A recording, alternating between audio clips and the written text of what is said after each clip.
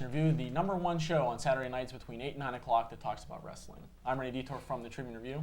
I'm Brian Krasman from the Daily News.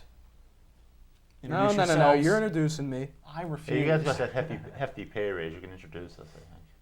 You did fine last week. Come on. Well, okay, that's Tom Betty to my far right. Thank you. You're welcome. You know and me. that's I'm Jim a the Bruiser star. to the far Come left. on, I'm a star here. Let's go. Don't have to introduce me. Paul Brown, former owner of the Cincinnati Bengals. You have him to blame. But we are For the the Wrestling Bengals Review. sucking? Yeah. What are you guys talking about? I This don't is the know. NFL We got today. into the Bengals. All right, yeah. Let's just get into Raw, I guess. I didn't see it. We're already. Well, all right. Forget it. We'll talk about Nitro. Huh? We're off to a rip-roaring Can start. anyone tell me the plot to Unbreakable Before we this maybe week? jump into Raw on a serious note, which we don't actually do on the show, Yeah. former Freebird and I guess former Executioner. Of course, that's going to sound so insincere when I said it. Brian, take it away because it's just going to sound like sarcasm coming out of my dripping out of my. He was found dead this past Monday morning in his apartment. His girlfriend found him. He was 40 years old. And no, Tom wasn't being insincere. He did play the Executioner character back in '93, who effectively jobbed out to The Undertaker at a pay-per-view. That was a But great he match, did though. get He to rolled hit him down with that the shovel, embankment though. into that creek. That's right. I forgot Crick? about Pond, crick, whatever. Creek. We did get to hit the Undertaker with a shovel, so That's not too many people can say that, except Austin, Paul Bear. Well, the Yeah. list is kind of long, but Well, the list Bradshaw wasn't did as it one long week. then. right. Oh, At well, the time, it was point kind well of a big taken. thing. But maybe we should talk a little bit about Raw since Invasion's coming up tomorrow night. Yeah. That's right. It is tomorrow. Glad we're on the same page. Yeah, that's right. It almost feels like Nitro. Well, Raw this past week furthered along the ECW, WCW invasion of the WWF. Creditors be damned, continuing the whole ECW saga. And actually, we saw something that even the NWO angle didn't get to for quite a few weeks, and a couple guys thwarted the ECW efforts to recruit them, that being Spike Dudley and Tajiri. Yeah, I mean, that was one of the points I think that you brought up, Tom, last week on the show, was the fact that Paul Heyman, or I believe you said Vince McMahon, can recruit guys like Saturn and Spike and say, are you going to jump? They kind of did that last week with Heyman talking to Saturn. And I mean, the thing with Spike Dudley has a big announcement. He told them all that he loves them. I think that was kind of corny. Yeah. But I just couldn't help but think when I saw Spike Dudley tied in the ropes with the broken leg, the old ECW angle where Beulah got attacked by the Dudleys and Tommy Dreamer was screaming pretty much the same way Spike was. So for those of you that remember that, you can probably draw back to that. Yeah, that's true. And we also saw later in the show Tajiri doing commentary during Regal and Taz's match. Made it look like he was going to go with ECW, revealed the ECW t-shirt, but ended up turning on Taz. Just a little sidebar here. I realize nobody knows what the hell Tajiri is trying to say, but he was so much better in that 3 seconds than Michael Cole was throughout the whole program. It's true. You really Michael- got a vendetta against Michael Cole, you know that? Okay, he's with Jim Ross last night. Ross is obviously the play-by-play guy for Raw all the time. Each different match, they'd switch off, it seemed. And Cole, I think it was the Jeff Hardy Mike Awesome match last night. Did those two wrestle? Correct me if I'm wrong. I was on Mike SmackDown. Mike Awesome. Edge. Maybe it was Edge then. I'm sorry. Well, I can't remember this stuff. I don't have writers. You guys have got all the good writers. Mike Awesome came off the top rope, and I believe Edge threw a drop kick at him, and Cole said, "What a reversal by Mike Awesome." Yeah. And then, of course, Molly Holly, after suffering the power bomb through the table, was receiving attention in the back. I guess it was medical. Maybe she was sitting in a chair with everybody around her. That's attention too. She was spinning yarns for all the people in the back. Well, if we're on the Michael Cole kicks ass. I'll do you one better. During the Booker T Chris Jericho match, which I thought was very good, Yeah. Booker T had him up and kind of slammed him down. Oh, yeah. And Cole called it a power bomb. Yeah. And I was just Well, amidst all this criticism of Michael $400,000 a year to be an idiot. Yeah, I can do that. I get paid free for doing But it. You no, do it for free, though, that's right? true. Well, hey, for love of idiocy. But anyway, I found it interesting on SmackDown that even with Jim Ross here, Michael Cole introduced SmackDown last week. I think it's one of those subtle things. Maybe the WWF was giving him a vote of confidence. Could mean nothing at all. Why can't they just give him a pink slip, what he deserves? Who else do they have? For once, it was a shame that Taz actually wasn't a color commentator, because when Michael Cole would screw things up on SmackDown, a move or whatever, Taz would always correct him. But Jim Ross didn't even correct him last night. I don't think Ross cared. He probably did. He was probably into the show. Well, one of the beefs, though, about if we're going to stay with the announcing thing, was the fact that WWF.com promoted that who's going to be Jim Ross's broadcast partner, and lo and behold, it turns out to be Michael the Antiseptic Cole. Yeah. So I think that was kind of a letdown to people. But I mean, Well, it's kind of petty. I don't know. Maybe Tough Enough screening. It could have been anything. Al Snow was good on Heat. I don't know if you guys. He was watched great on Heat. Yeah, he was funny. I mean, He didn't seem nervous. He seemed calm. It kind of flowed with Cole. I mean, him and Cole seemed more as cohesive together as Taz and Cole ever did. Yeah. I mean, I think even Al Snow threw that Walmart comment in about Cole. I had it some time ago on this show. Yeah. I believe it was A lot Target. of the Taz stuff I think was forced. I mean, I don't think that was really his personality. He's a thug. He's born trying thug. to be cute and everything. For life. But I don't know. Maybe they're gonna. Because I guess at least if Jerry Lawler is to be believed, he's released a statement that he's not going to be returning to the WWF at all. And I guess is kind of okay with that. It doesn't seem like there's tension. So maybe hopefully we don't have for Jim Ross and Michael Cole to look forward to an Invasion tomorrow night. That wouldn't be pleasant. Well, maybe they're saving Invasion to introduce someone like Al Snow or Dean Malenko because, I just don't think it works very well when you have two guys that are both play-by-play. We saw that, a few years ago when Michael Cole and Kevin Kelly used to do Sunday Night Heat. I mean, that was awful. Yeah. Both guys are play-by-play guys. Both guys try to be funny. It doesn't Right. work. So, I think they just need to add some color. Al Snow, I think, would be perfect. You could always go back to the classic heel face commentators. I mean, why not bring Paul Heyman back to the booth? Wouldn't that be kind of funny watching Jim Ross show for the WWF? Oh my and God! Heyman Do you tear him realize? down? Do you realize what people on the internet would say to that? Oh, that'd be even better. It'd make Wow. it that much more fun. I'm But- tired of fending them off, though. That's the thing. Oh, I am too. Well, once again, to stick with the announcing thing, what's Lord Alfred Hayes doing? I realize the Brute for Cologne commercials are gone. Those are about 10 years past their prime. But he was always good, to shake the microphone like he was so nervous. The Mr. Freeze Freezer bar spots are nice too. I like those. It would be perfect though. You need a heel, you really need a heel announcer that would just rip down everybody. Bring back Bruno Sammartino. He'd rip into everybody. Yeah, but you can't have that colorful language on TV that he's against, but he'd probably use anyway, just because his blind hatred for Vince McMahon. And that's not a knock against Bruno. That's a fact. Well, yeah. Yeah, we can add like the old '60s regime. We could bring like Ivan Koloff and Nino Rock is dead, but we Well, can revive him. Jesse Ventura is going to be ousted as governor soon from Minnesota, so you can always Is get there going to be him a back. palace coup or something? It would be great to have Tito on there, just to relive that WrestleMania 5 moment of breaking his neck in the Ah. ring with the Barbarian. Every match he could say the same It was thing. I lost WrestleMania my neck. 6. I don't care. I just thought I'd tell you. For all you anal people out there like Rennie who know that's WrestleMania 6, I do apologize. That's all right. We had a clip. But we're going to come back, and we're actually going to talk about the Invasion angle and the pay-per-view coming up tomorrow night. Stay with us. But, just I didn't like it because it was based in Philadelphia, my I own just personal thought it was reason. totally implausible. What a stupid movie. But the same guy that did The Sixth Sense did. I know he did. Okay, because it's All right, you guys ready? yeah. Manny's coming back. No, he's not. Ready? Brian's coming back. Yeah. All right. 5, You pick up a book every 3, 2, 1. Welcome to the M. Night Shyamalan movie dissection crew. We're here to talk about Unbreakable. This is obviously Pro Wrestling Review, and we were talking about this past week's Raw. And That might be him right now. There you go. This coming from a guy that was washing car windows 4 years ago, and now he's a big budget movie maker. Piss on him. I'm done. You guys can talk about Raw. Is Why he's Well- not sitting next to Roger Ebert, I don't know. I don't know either.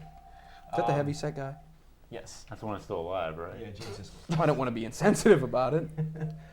Well, we saw the return of the old Stone Cold Steve Austin, which was teased to hell and back on SmackDown.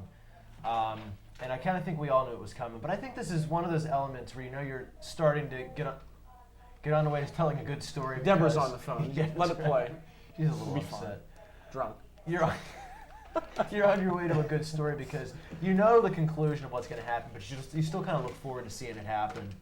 And granted, I don't think they handled it very well, but Well, let's throw this out there right yeah, now. let's do It was predictable. Right. And we can all agree that it was predictable. But my only question is now, there's been a lot of speculation going into Invasion tomorrow night that Steve Austin's going to turn Yeah. and join WCW. If that happens, then fine. But for your opinions, do you think Austin should stay as the old Stone Cold Steve Austin, or should he go back to doing the comedy stuff? Because the question was raised on the internet when they were talking about this, that guys can't have credibility playing a goofy character and then coming back and being taken seriously by fans. I think you should say the same for the time being, and that also entails him not turning. I think you can get some mileage out what's going on right now. If he turns, Even though this was rushed? yeah, rushed. it was rushed, but for that reason, you can't change it now. I 100% agree. This should not have happened this week. Well, see, I don't necessarily disagree with that. I think I would have liked to seen this carry out to the pay-per-view. Have Austin sort of keep his back turned on him for the next, for Raw and SmackDown. Have him come back to the pay-per-view. That being said, I think it depends on where they're going to go with this. I wouldn't mind seeing The Rock come back as this big, highfalutin Hollywood guy who thinks he's too good for everybody and joins WCW. That's even more fodder for him to hate him. Yeah, of course. perfect. And if that's the case, I think you do have to keep the old Steve Austin because that's the guy you're going to need to have lead the WWF into this battle, but it depends on where they're going. 2 points I want to make really quick in addition to the fact that The Sixth Sense did suck as a movie. If you do have Austin turn and join WCW, who's the number one face he's going to feud with the WWF? Because they are at war, believe it or not. Probably The Rock. With the WWF? Doesn't that kind of... Join The Rock. And Or here's join the other point, though. If he does join WCW, doesn't that kind of overshadow everybody who's kind of working hard to try to get a name, like a Booker T? I mean, Booker T is your biggest star in WCW. You have Austin join like that, or somebody along that caliber, it's just going to overshadow. Yeah, but I think saying Booker T is your biggest star in WCW is saying something. You got to give him time to develop, though. Yeah, but I don't think they have time right now. Hey, look what they did to Bagwell. I mean, that could happen to Booker T. They could just give him Actually, the it's more X. like look what Bagwell did to the whole story. Oh, his hair fell out. It's not his fault. He was bitter. As far as Booker That's T, right. though, they've done a lot with him. He beat Kurt Angle, and then he beat Jericho, of course. Obviously, both wins were tainted, but I think they're really trying to establish. Yeah, Both wins were tainted. Isn't any kind of win in wrestling today tainted? Yeah, Or, I mean, that. quote unquote, not a clean finish. Yeah, but I think the win Monday night was really tainted. Yeah, I mean, That it was just like completely, one after another. But I think they're really trying to establish the fact that Booker T is their number one star. I don't think Rock coming back if he came back to WCW, I don't think that would hurt Booker T. I mean, if anything, you could tease tension between the two of them. Yeah, that's So true. it depends on how it's handled. Lies, all lies. I know, just. See, my problem with the whole Austin face turn was how it was handled. Because I think his return was supposed to be dramatic and was supposed to be something, even though you knew it was coming, you kind of waited for that moment when he returned, so it was how to like pop the crowd. And for him just to pull up in his pickup truck in the back of the arena, I don't think was the way to handle it. Pizza's here. The way I would have handled it was I would have had the whole brawl going on in the arena, and I would have had Austin bust in a beer truck like he used to, because that's the old Steve Austin. And that would have had people thinking that he Why means don't you business. talk to somebody with the WWF about these things? That's Well, not a bad I idea. never return returned my my phone calls, calls yeah. personally. Oh, yeah. Well, how about this? In a perfect world, another movie with Kevin Costner, which we really don't want to get into. You Why in these not have- movies. That's what I'm paid to write. I told you, you guys got all the good writers. You have Well, you Austin write your leave own stuff. the friendly tap or whatever the hell the bar was called. Like it appears to be he's on his way to the arena. Have The Rock show up instead. Austin's on his way Crash back to into him. Texas, like Cole said. He's on his way back to Texas. Went from Boston or Providence, Rhode Island, back to Texas. It's Oh, not the same predictable, show. is it? Yeah. In a perfect world, like I said. Well, the reason I brought up the initial point was the fact that, you look at Kurt Angle as somebody who's played pretty much a goofy character, but last night on, what's the name? That's called Raw. Yeah, that's right. He wrestled Raven and pretty much, beat the hell out of him. And so he established himself as being a guy that's dangerous, but he can still be the goofy character. So to me, it doesn't matter how you act in the backstage stuff. You go out there and you still compete and do what Kurt Angle did last Monday. That's exactly it, and that's That's why it's so frustrating to read. Well, he's too goofy. This is Right. too goofy. It doesn't matter. That's my. I mean, not really to change the subject here, but that's my whole problem with Tajiri. I mean, I don't have a problem with Tajiri, but for some reason, all the internet fans who know better than everybody else have a problem with him because they're saying, "Well, he's not the Japanese buzzsaw, and he's not out killing people every week." I hate to tell you, but had they handled that like that, had they just brought Tajiri out the first week and had him start wrestling people on television, he'd be a Jack mainstay right now.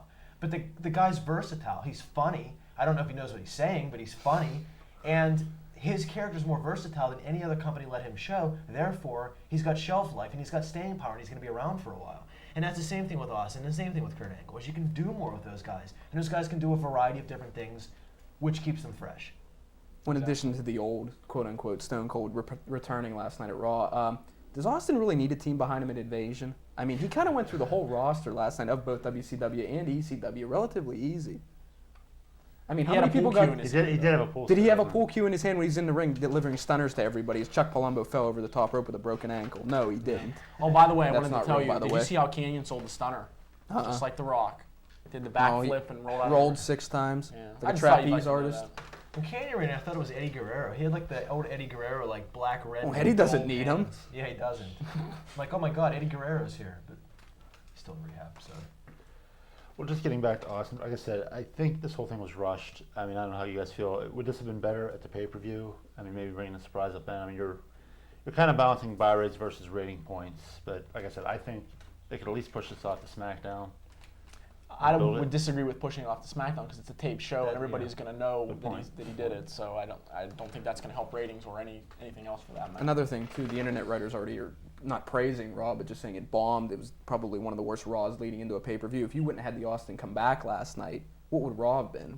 Okay, you have the main event. See, those are people that are stupid and have no idea what they're Yeah, Well, talking I'm one about. of those people. I don't They're agree idiots. with. I don't agree with those people. I think that they did a really good job last night. I think last night was a show. I think Dave Meltzer said this, that last night's show was the same type of show they should have been doing the whole time.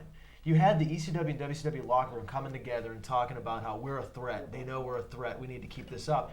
And the thing with Freddie Blassie, granted he didn't say much and he really didn't look very good, but Freddie Blassie coming out just with that purple jacket on and getting up and rallying the troops was great. And this is something they should have been doing all. Blassie, was the perfect time to bring him out, but they should have rallied the troops a long time ago. I thought they did a fine job. I agree. Good More job. Black and white. So. Why don't you take us out?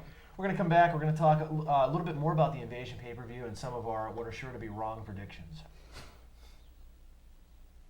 And Vicky. Welcome back to Pro Wrestling Review. We are now 24 hours away from the biggest event in sports entertainment, aside from the debut of the What are show. you reading of a course. press release? Hey, you didn't let me finish the joke, man. Oh, go ahead. No, the moment's lost. We'll pick it back up. Oh, screw you. Talk about Invasion. What a fun guy he is. I huh? know. Yeah.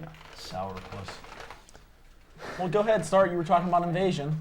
And Lead us. It's 24 hours away now.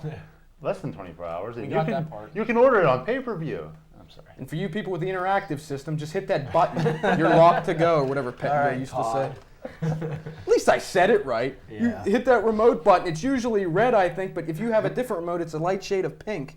Well, he worked for Pettingill was- DirecTV also, so a lot of people don't know that. Why couldn't they have lobotomized him on, what was that show they used to have on? They did, and that was the problem. But, oh well.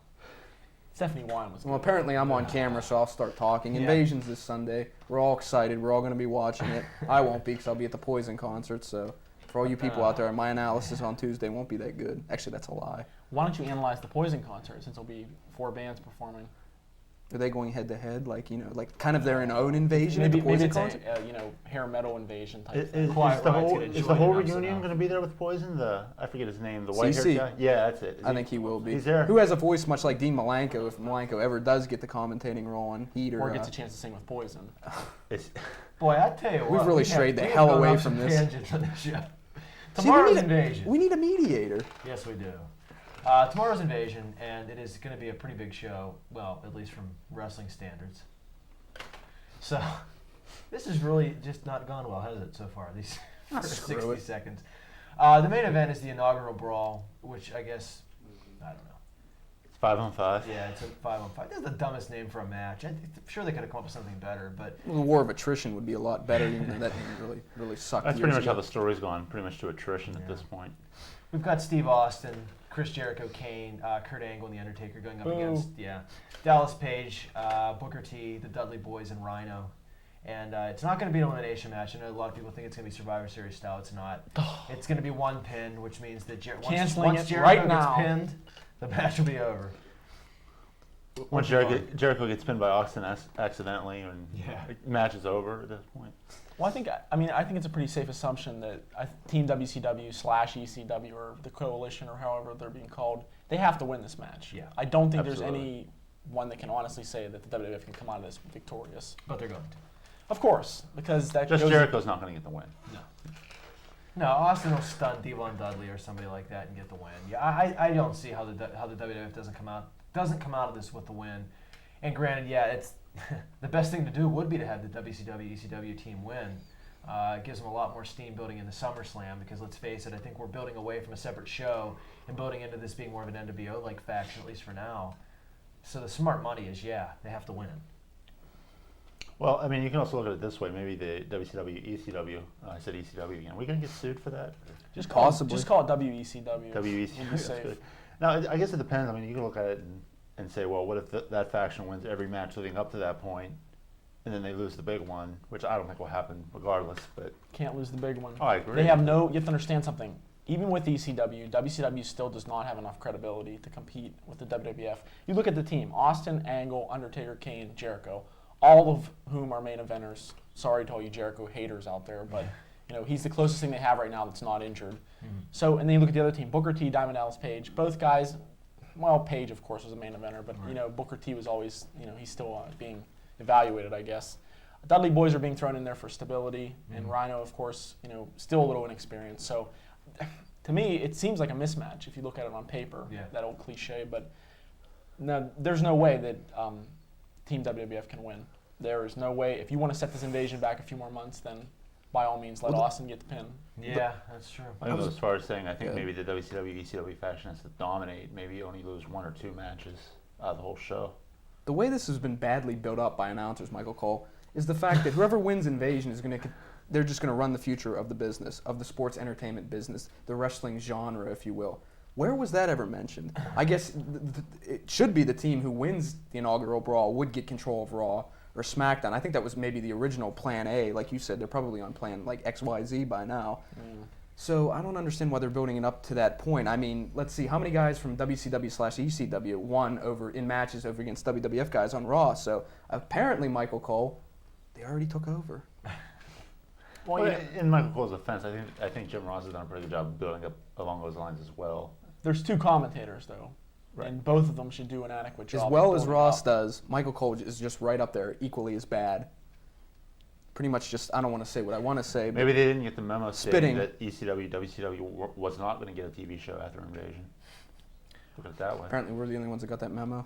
I think the reason people What at if they least- take over this show? Sorry, Rennie. No, I'm that's just okay. speaking I hypothetically. think the reason people, especially the critics on the internet, have not enjoyed this Invasion feud, even with, there has been a few good shows, obviously with ECW showing up and things like that, is because in their minds they think that WCW versus WWF means Hulk Hogan versus Steve Austin, or it means Bret Hart versus Vince McMahon. But see, the problem is people forgot along the way that those guys were not going to be included in this Invasion. So now you have Chuck Palumbo versus Farouk, and everybody's up in an uproar. And I can't disagree with them, but you knew that going in. Right. So that's why I don't take their opinions to mean anything more than just, well, we hate it because this isn't here and this guy isn't here. Well, you knew that. So you have to take it for what it is. Well, you know what? If those guys were there in 3 months, everybody would be complaining, well, Chuck Palumbo's not getting his shot. You know what I'm saying? So Yeah. I'm perfectly fine. I mean, I'd like to see Scott Steiner and Goldberg there, but you understand the nuances of why they're not there, and Booker T's done a fine job. Yeah, I think the thing too is just to go on what some of the internet folks have said is that I think there is a lot of belly aching over because this angle hasn't been bigger or because they haven't done other things. But see, honestly, I think the WWF's done everything they can do to try to make the WCW thing work. It's not their fault that WCW crapped all over themselves for 3 years. That's not the WWF's fault. Kind of stay in this vein, but you can't polish crap, and that's all that it's been the past 3 years. They've done what they could do. The star power's not big enough. This was the next best thing, The effort was there. It's just they just couldn't get the result. So we're gonna come back. We're gonna talk more about Invasion. There's still a full card to discuss, so please come back. all that old song's called. So go ahead and read the Why winner. don't you make the announcement about the essay contest that we had from 2 weeks ago? Actually, the essays, while some of them were good, none of them were really that creative. And we expected more of you people. I'm very disappointed. not in all sincerity. But I keep guess watching. Yeah. none of them made us chuckle, so we didn't pick any of them. They were creative, though. They were pretty well written. I believe I didn't read any of them, so I'm just guessing here. So go ahead, read. Okay, well, we're only going to give away one voucher this week, and it was from the questions that we posted from last week. Question number 1, what was Andre the Giant's last and most famous movie role? It was Fezzik in The Princess Bride, one of my personal favorites. True or false, Vince McMahon Jr. was found to be not guilty of supplying steroids to wrestlers at his trial in the early 90s. The answer is true. Question number 3, superstar Billy Graham did not start his athletic career as a wrestler. In which area of competition did he begin? The answer was bodybuilding. You can obviously tell with the arms and hips and stuff like that. Oh, yeah, marks. that too. What? Needle marks. Oh, I thought you said something. Libel. All right, question 4 from last week's show. Name the first 4 members of the NWO: Scott Hall, Kevin Nash, Hollywood Hogan, and $1 Million Man, Ted DiBiase, as he was not known. The winner this week is Bill Elzer from Pittsburgh. Congratulations. Brian, what does he won? Well, Bill, you win a voucher from Original Pizza Works for 1 large pie with 1 topping, an order of chicken wings, and a 2-liter bottle of carbonated beverage. That's right, I got through it. You can redeem it at any of their 3 outlets in Jefferson Hills, Javosburg, and Finleyville. And this week's question is, name Terry Gordy. Why do I always screw that? Name Terry Bam Gordy's, Bam. Bam Bam Gordy's 2 partners in the Fabulous Freebirds. We went to 2 most famous ones. They were in World Class together. Hell, they were in the Highlander movie together, and that wasn't a bad movie. And it's $9 on DVD, so if you don't know, go out and buy it. Yeah. There you go. The 4th one kind of sucked. It's worth it for the pizza, I believe. Yes, it is. It is. You can watch it while you eat the pizza. Well, can you see their actual names in the credits? I never noticed that. I think it's just wrestler 1, 2, 3, and 4. I think you're right. Who did 5 they and wrestle 6. in? That's for another time. Anyway. Yeah.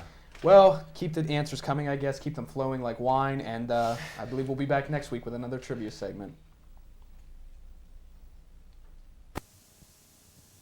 Like Duke's song. He goes, they're identical cousins. They walk alike, they talk alike. He's like, why the hell not? They're both Patty Duke. That's show was. For that show not to be on DVD like the collection, it's a shame. All right, you ready? Tom's coming back. Here we go. 5, 4, 3, 2, 1. Welcome back to the cattle car that is Pro Wrestling Review this week. And before we jump into some of the matches for the biggest pay-per-view of the millennium, of the galaxy, of the universe, whatever the hell you want to call it, first I'd like to wish happy birthday as of this Tuesday taping to Rennie Detour, who turns 15 today. Happy birthday, Rennie. I just want to make an announcement. That learner's I got my permit's in the learner- mail. It's coming in the mail, so I'm be able to drive myself to and from the taping. So I'm excited about that. That's The cake should be here next week. the Pat bus transit will never be the same now that you have that Was the learner's cake was permit. the cake delivered by WWF PR people or what? Bob Actually, I Ryder think has Lillian it. Garcia's out there waiting with with it. She doesn't do much, so. She'll come out Yeah, and she can say, sing to you. I heard well, she can pop out of the cake and say "Happy Birthday, Roger" or something like that. Get your name wrong, you know. Maybe someone from like a WWF booking meeting can tell her to shut the hell up. Yeah. But that's another story. Though, so that was very nice of you, by the way. Oh, you're To- quite to welcome. Totally embarrassed me with the Well, actually, 15. in his How long defense, has this Rennie, show been Brian, on the air? Yeah. I've been totally embarrassing myself for the past, year and a half? I was gonna I'm say, very in good at it Tom's in my defense, head. Brian, I 2 didn't years. give a damn. So But anyway, let's jump into some of those matches, shall we? So if we Yeah, can we all have a just lot to stand up get right through. now and jump back into our chairs, it'll have more effect. Well, in what I believe will be the show stealer, even though these two guys over here will probably throw glass bottles at my head as soon as I say this, we have Rob Van Dam and one Jeff Hardy for the show stealer. I knew it was coming. Be the best match on the card, Jim. No, Right, that's Ben okay. Ross saying. well, let's see. Van Dam's been on TV 3 times now. He's Oh, he's it's messed been up every- eight, it's been 8 out of 9 monumental. spots. He's messed up. Well, he had Then 9 Take- spots. He messed up Take the 10. Rob Van Dam poster down from in your room, then, buddy. Sorry. Take it down. You have a Van Dam doll in your pocket, I heard. You carry it around wherever you go. It has a TV title on it. I think he was drunk in the dressing room too. It's like they were doing this big whole WCW, ECW rally, and he was standing there with a blank look on his face. Like they just fired him, and he couldn't. You can't act not serious and participating. concerned and do this at the same Yeah. time. What do you think he is, a magician? Well, I think I'm sorry, Tom. Go ahead. I wasn't going to say anything relevant. Okay, I was just saying I think Van Dam wins the match simply because I don't think he'll probably refuse the job, and B, they just probably will put him over. Well, Jeff Hardy's Sounds the good to type. me. You're going to lose really royally here, and we're going to fire you. Okay, I'm Apparently, happy. Van Dam's going to be a big star for the WWF, whatever. And so you might as well start here. And I say they each screw up a big high spot. Just Van one? Dam multiple. I say 10 combined. All right. Pessimist. You're something. Well, let me throw out a worthless note here because Good. I'm so good for them. When Rob Van Dam showed up in the WWF in 1997, his first match in the WWF as an ECW star was against Jeff Hardy. Yes, that's true. and Wow. Very few people know that. Bow down at my feet. That's back when he wore the plaid, wasn't it? Never mind. Not Van Dam. Oh, yeah, with the hope and glory on their tattoo. Oh, Yeah, The on only their thing I remember tattoos on their tights. about that match was Howard Finkel was announcing Jeff Hardy and goes, and then he stopped for like about 10 seconds, goes, Virginia, and just blurted it out like as if he Somewhere was in the from South. like Yeah, there's Alaska. no hand Clutson, that's for sure. So Well, anyway, notwithstanding that 5-star match, and I'm sure we'll see a 5-star Is there a splash. pun or two. involved there? Huh? Actually, it was an oxymoron. No, No. just go to the next match. Yeah. All right, what's another match? We have We got- X-Pac and Billy yeah, go Kidman for apparently no titles on the line, even though both guys... Is X-Pac the light heavyweight champion? Yes. Still? Yes. I'm not ordering that belt. I know. I wouldn't either. And then there you see Kidman on the far corner of the table here, who has more action on this show than he will on a WWF telecast anytime soon. I totally expect Kidman to completely outclass X-Pac. Not that that's... There he is. There he is. Not that that's, Looks like he Kip looks naked Winger. in the picture from the. Yeah. I expect Billy Kidman to outclass X-Pac walking to the ring, but But You love X-Pac. But X-Pac's a guy, if he's in there with a guy who's markedly better than he is, he still generally has a good match. I mean, he's not awful. But the thing is, you're setting me up, man. You can't I do know. that. You put him in the ring. You say you put him in the ring with someone markedly better. That's pretty much everybody on the planet. you cannot tell me that the last few matches that With the X-Pac has exception of been in Test. have not been good. Yeah, he has looked very good. They've though. been He's- okay. he's- Oh, Jim! They've been okay. This is the same in the person corner. last week when I asked you. You said you loved the ECW angle, and I'm like, well, did you like it? And he goes, perhaps. He's like, I loved it. No, that was perhaps." sarcasm. See, it flew over your head. Well, good. I wasn't about You to catch teenagers, that. I tell you. Well, we also have the APA going up against Chuck Palumbo, and who Lillian Garcia calls Sean O'Hara. And again, the two promotions tag team champions will be facing each other. No belts on the line, and This match is gonna bomb.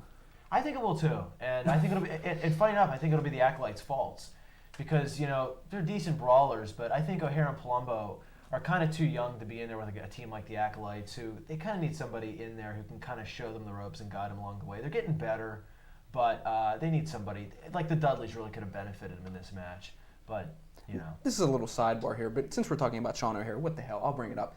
A couple reports over the internet over the past week that Undertaker had heat with Sean O'Haire for not introducing himself right away when he met the Undertaker. Why are you so sensitive, Mr. Undertaker, I believe?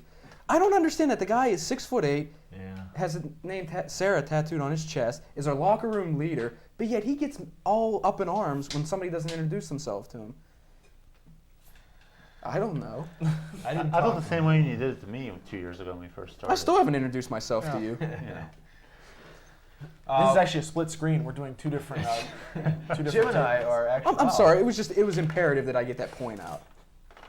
No one seems to know a damn answer for it. I don't know. I can't. He's a talk big to you. guy. He has big feelings, I guess. Maybe he was a little Big intimidated feelings. over the fact that he was the Grim Reaper at one time. Well, we also have Taz going up Can I against. say something about I'm Chuck sorry. Palumbo real quick? Yes, Since please. The Sean O'Haire thing just, it killed me. But I actually think that Chuck Palumbo stepped it up a lot in the ring lately. Yeah. He actually reminds me a little bit of Scott Hall, Without the drug young, problem. well, yeah, younger, more eager to prove himself. But I just, something about him just screams Razor Ramon. But we'll get in. Well, we have a couple other matches. We'll just breeze through, I guess. We have Edge and Christian against Mike Awesome and Lance Storm. Plus, we also have a match that's escaping me right now. Taz and Tajiri. Thank you. Taz and Tajiri, that's the other one. We have the referee Baby Earl against Nick Oh, Patrick, who believes he God. is, in fact, an actual referee for a promotion that has rules. So, Yeah. Nick Patrick, quit taking yourself so seriously, and that's my advice to you. We also have the obligatory bra and panties match between Trish Stratus and Lita against... First ever tag team bra and panties match. Yeah. Bill Apter will be there for that one. Against... Well, you're forgetting the Tori fact that he won't Wilson. leave after it's over. Though. right. Tori Wilson and... You know what he'll say when he gets there. Where's Hogan? Inside joke. But... That whole show's an inside show. That's true. Not a very funny one at that, I might add. Don't make me come over there and slap you, man. I'm talking about the show, not you. I'm defending the show. Oh, I'm not. I'm trashing it. Brian, take us I out. think these two are going to be at Yeah. the undercard, but we'll talk about that when we come back. We're going to show some... I'm sorry, go ahead. No, you were talking before I was. No, well, you know what's Quit going being on. so I don't. polite and just take it out. Yeah, shut up. You're We're going out. to be talking about another pay-per-view that happened back in 1995 that was very similar to this one, and most of you probably didn't order it, so we'll show you right after this. Welcome back to another exciting segment in Pro Wrestling Review. And for those of you who watched the beginning clip and weren't sure about what you saw, that was wrestling by two of the best wrestlers of all time. I would venture to say yes. I agree.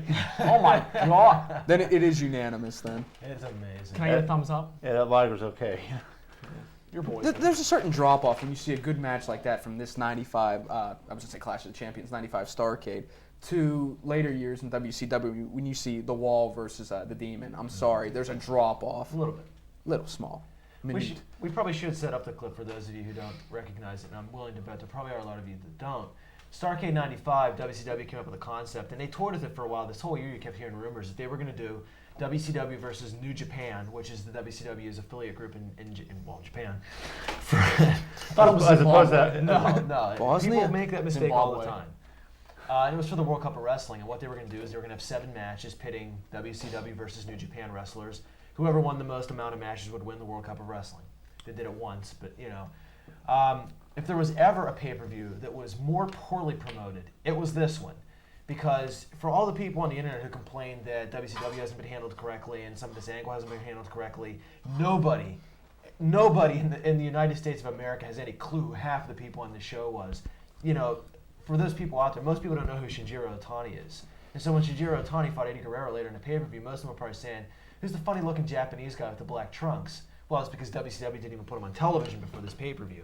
So, I'd like to point out Tony, I believe, was the first WCW Cruiserweight champion.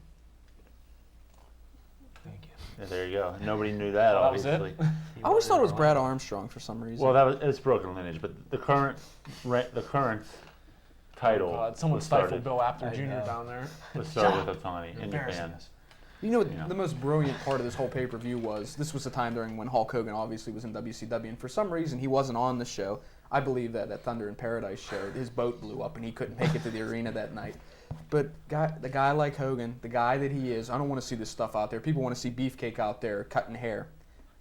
So there you You go. know what's amazing is Cutting Hulk and Hogan shredding. has a very storied history with New Japan. He was the first ever IWGP champion. I mean, you would figure if anybody, No, you're right. I'm sorry. He was the first IW. yeah, and you figure if anybody would want to be out there for this, it would be Hogan because he'd come out and brag about how he dominated New Japan first. You know why Hogan wasn't out there was because every single match, for the most part, I know we had the Johnny B. Bad fiasco, but Even that wasn't that bad. Hogan of a would have been match. upstaged by every single match, and that we can't have that because he's the Hulkster. He's got to be the man. So that's why Hulk Hogan wasn't on this pay-per-view. And that way, if the buy rate does fall, Hogan can obviously say, well, go to Ted Turner and say, Mr. Turner, Ted, I wasn't on the show. That's why it sucked. That's why I'm a bigger star. Well, that led to one of the worst moments in Nitro history when, I believe during the show right after the Horsemen were formed, Pillman, Benoit. Please don't Anderson, say it, and Jim. Flair. I don't want to hear it. No, I have to get it out. It's okay. But a month later, on Nitro, Hogan's right fist of doom had Pillman, Benoit, and Anderson on their knees begging off. Or the Horsemen Told you not shattered to say it. forever. Yeah, it was awful. And the sad part is about Hogan. Obviously, when Hogan goes to Japan, well, not anymore. He doesn't go to Japan. When he used to, back in the mid-'80s, he wrestled a completely different style than we saw here in the States. It was actually more aggressive. And believe it or not, it did have some holds in it and some Yeah, moves. it wasn't bad. Drop toe hold, I think he threw in there or I something. mean, he wrestled some matches with Inoki. Granted, they weren't show stealers or anything. They were good for what they were. A few matches with Stan Hansen, I believe. Was Yeah. it him? No, Hansen will beat the hell out of you. You sure you weren't thinking of No Holds Barred? Oh, we have to. For all you people that want to review on... Stan Hansen was in that. I'm going somewhere with I this. missed Let that. me Where go. was he at? See what I started? No, I'm serious. I don't remember Stan Hansen being in this movie. Yeah, he was. He was that guy Zeus killed in the bathroom. Yeah, he punched him in the groin and broke his hand. For all you people out there that want to see a Wow. review on No Holds Barred, let us know. ProWrestlingReview.com, like us, whatever the hell the mailing address is. We It's want to on- we have it review the on movie. Laserdisc. He won't let me review the movie on air. Please let us do it. Anyway, let's go back to... Bring the beta machine to watch it, but Hey, when Hogan's brother is in that wheelchair, it's a tearful moment at the end. God knows why he's in the wheelchair. All Zeus did was break his toenail. It's that Yeah. equilibrium balance. Zeus gave him a knee in the breadbasket, and all of a sudden he's in a wheelchair. Well, nonetheless, this was a concept very much like the Invasion pay-per-view tomorrow, where you have the.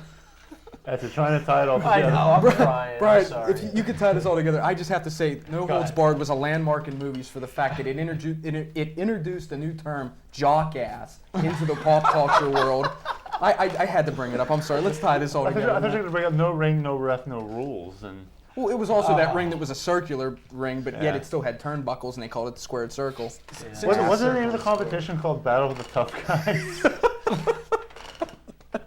You should have knew that in the movie. You know the was sad part when Hogan did kill Zeus at the end, he still Did we no show a sold clip it. for a After reason? No, this is actually very apropos because Whoa. WCW treated the whole feud with New Japan very much how we're treating the review of this pay-per-view. It was sort of like, hey, New Japan's coming. Let's talk about something else. You That's notice in okay. that one scene, Hogan threw that weight bar right into the camera lens? That was tremendous. He should have been a javelin thrower. I'll tell you what, he ripped that skirting off the ring that said Zeus. If I was Zeus, I would have went out and killed him immediately if he ripped the skirting off my ring. Trashed his gym. What the hell's the matter with you, Hogan? Let's be serious. To wrap things up, WCW Well, we'll won see the ya. competition 4-3. Randy Savage almost gigged Ric Flair to his death, and the show ended. And nobody saw it. We're gonna come back to do our rants. Please buy Invasion. Goodbye.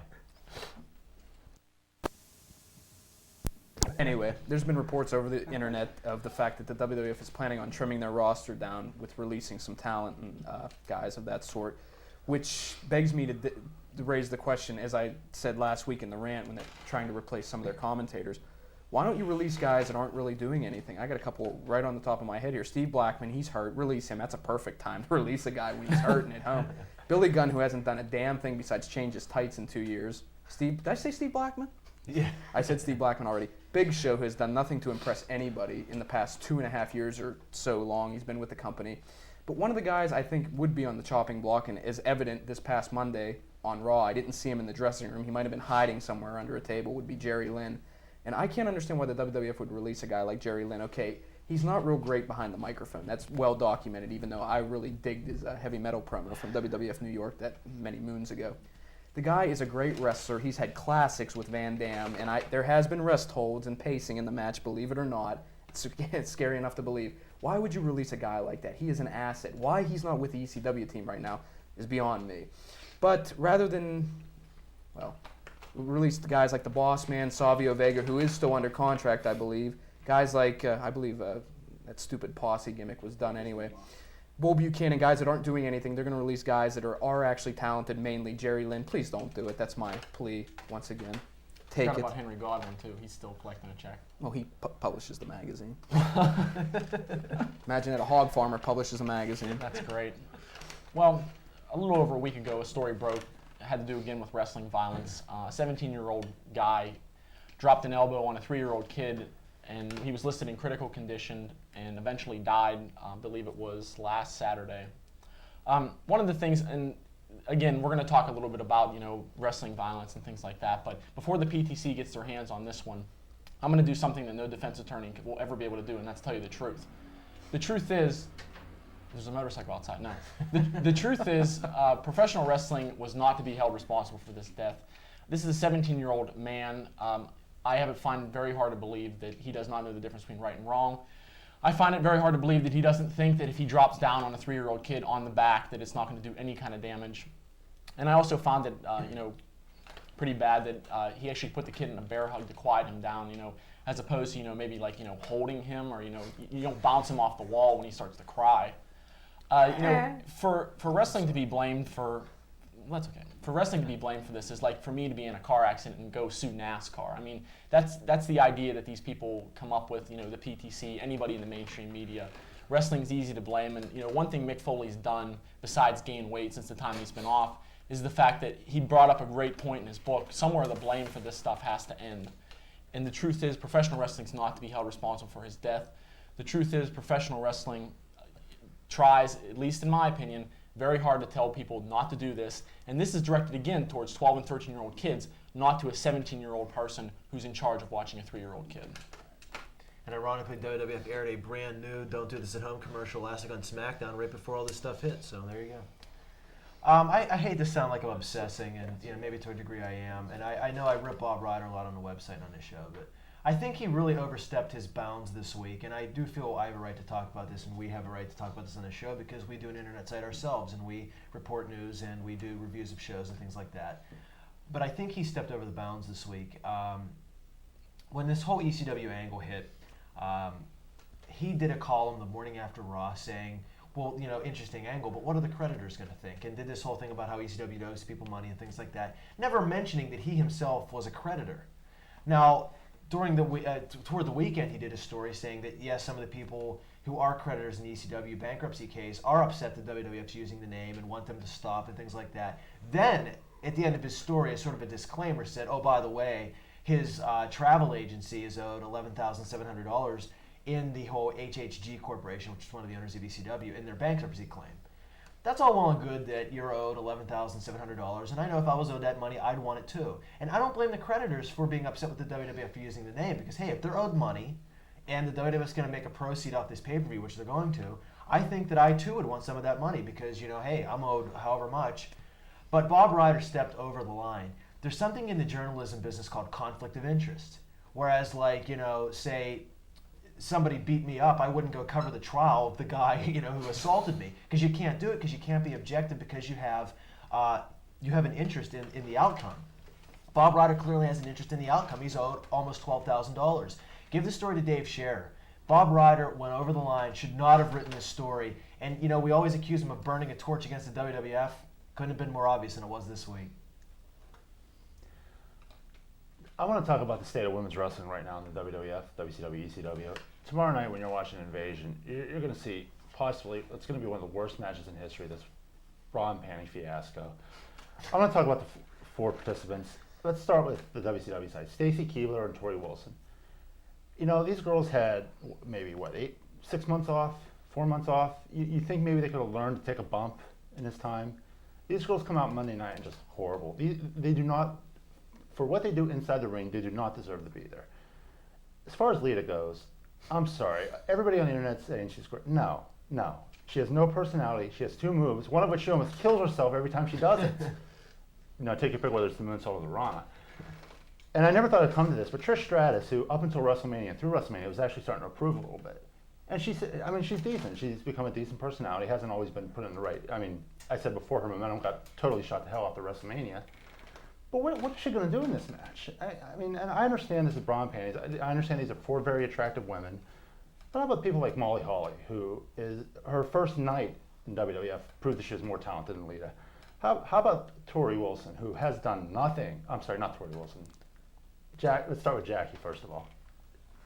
I'm sorry, her name's Tori the Ninja. She got put in that asinine. Yes, Tori the Ninja. Tori the asinine angle, also a pretty good wrestler, and also Jackie, who's also a pretty good wrestler.